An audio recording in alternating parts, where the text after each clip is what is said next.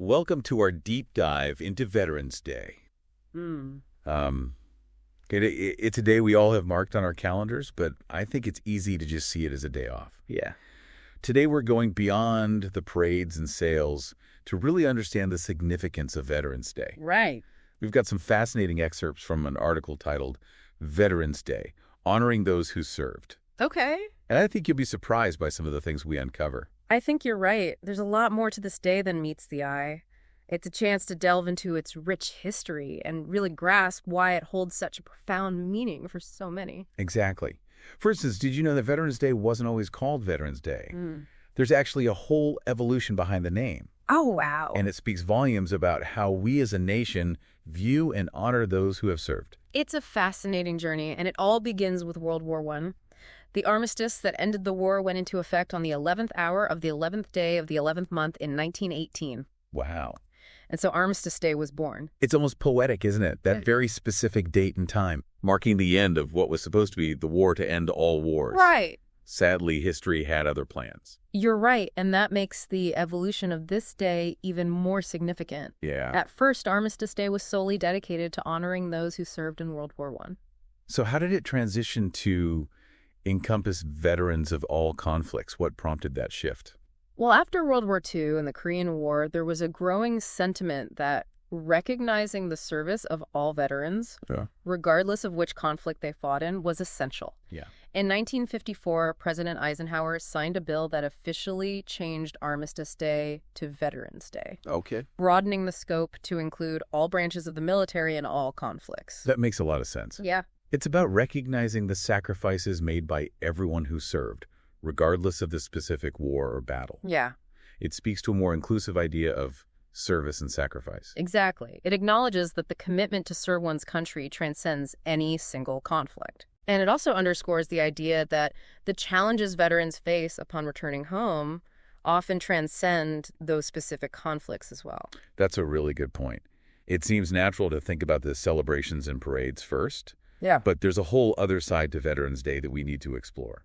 You're absolutely right. We often focus on the visible aspects of honoring veterans, but the article we have here really delves into some of the less visible challenges many veterans face when they transition back to civilian life. Okay, let's unpack that a bit. Mm. What are some of the specific challenges that the article highlights? Well, one of the most significant challenges is the impact on mental health.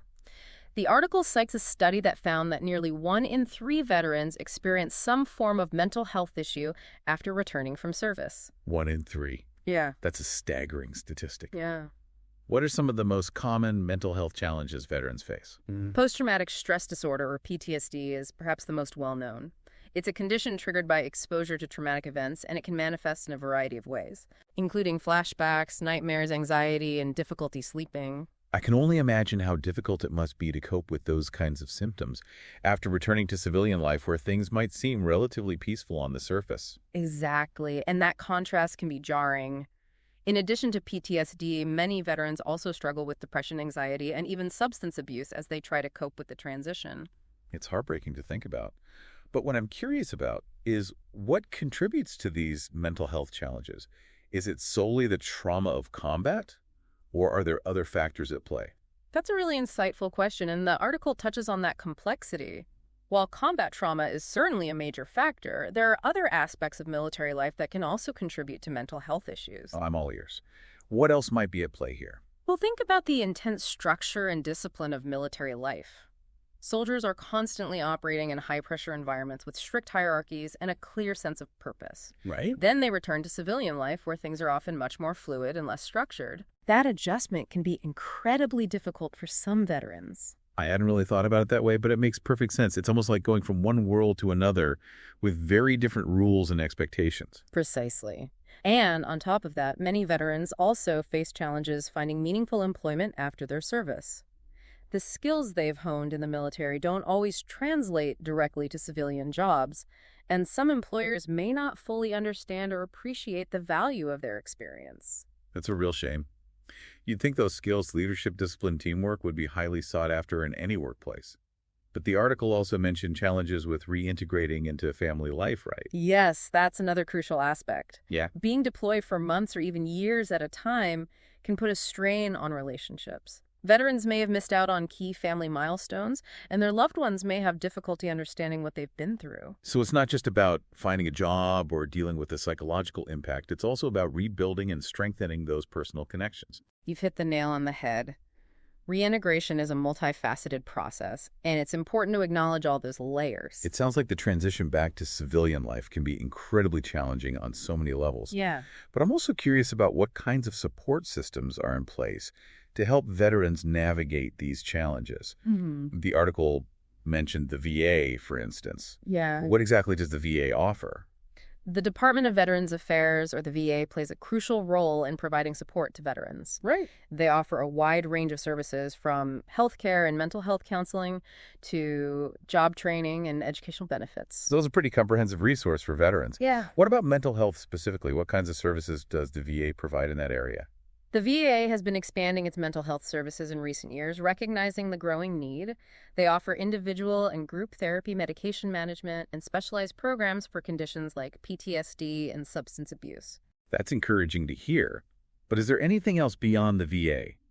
I imagine navigating a large government organization can be daunting, especially when you're already dealing with so much.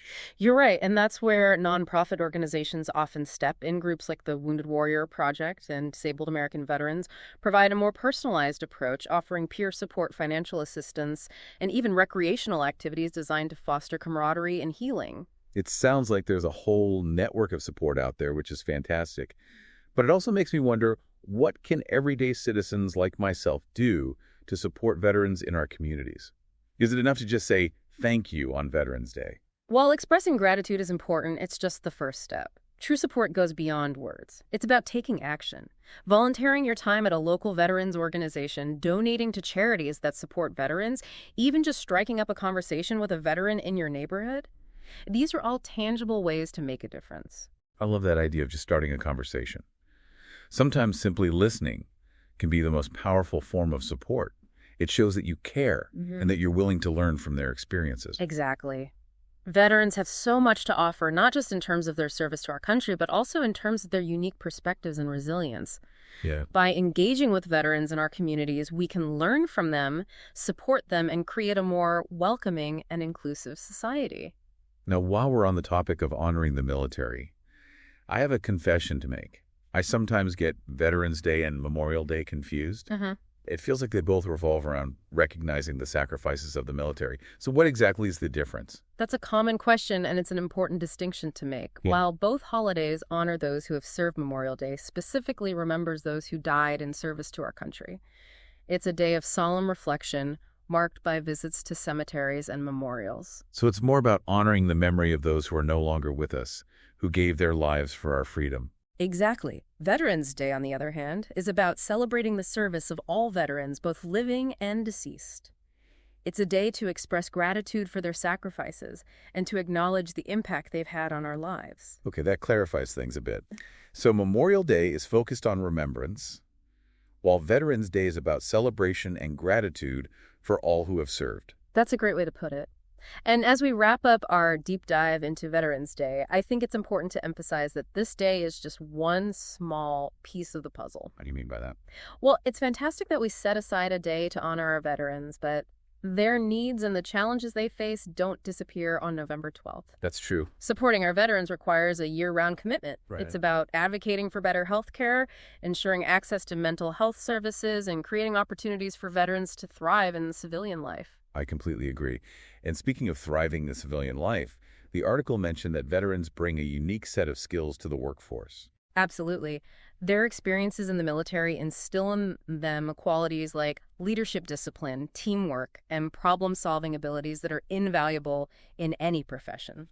It makes you wonder, though, are there any unexpected places or professions where these skills might be particularly valuable, like areas we might not typically associate with military experience? That's an interesting question to ponder. I think we often have preconceived notions about where veterans might excel, but their adaptability and resilience could make them incredibly successful in a wide range of fields. Absolutely. So to our listeners out there, I encourage you to think about that. What unexpected places or professions could benefit from the unique skills and perspectives of our veterans? Maybe it's in education, healthcare technology, the arts, who knows? The possibilities are endless. And remember, Veterans Day is a great time to reflect on the sacrifices of those who have served. But it's also a call to action. Let's make sure our support for veterans extends far beyond just one day a year. Whether it's through volunteering, donating, or simply showing your appreciation, let's make a commitment to honor and support our veterans every single day. I couldn't have said it better myself. Thanks for joining me for this deep dive into Veterans Day. It's been an enlightening conversation. And to all our veterans out there, thank you for your service. Well, it's fantastic that we set aside a day to honor our veterans. But their needs and the challenges they face don't disappear on November 12th. That's true. Supporting our veterans requires a year-round commitment. Right. It's about advocating for better health care, ensuring access to mental health services, and creating opportunities for veterans to thrive in civilian life. I completely agree. And speaking of thriving in civilian life, the article mentioned that veterans bring a unique set of skills to the workforce. Absolutely. Their experiences in the military instill in them qualities like leadership discipline, teamwork, and problem-solving abilities that are invaluable in any profession. It makes you wonder, though, are there any unexpected places or professions where these skills might be particularly valuable? Like areas we might not typically associate with military experience? That's an interesting question to ponder. I think we often have preconceived notions about where veterans might excel, but their adaptability and resilience could make them incredibly successful in a wide range of fields. Absolutely. So to our listeners out there, I encourage you to think about that. What unexpected places or professions could benefit from the unique skills and perspectives of our veterans? Maybe it's in education, healthcare technology, the arts. Who knows? The possibilities are endless. And remember, Veterans Day is a great time to reflect on the sacrifices of those who have served, but it's also a call to action. Let's make sure our support for veterans extends far beyond just one day a year. Whether it's through volunteering, donating, or simply showing your appreciation, let's make a commitment to honor and support our veterans every single day. I couldn't have said it better myself. Thanks for joining me for this deep dive into Veterans Day. It's been an enlightening conversation. And to all our veterans out there, thank you for your service. Today is your lucky day.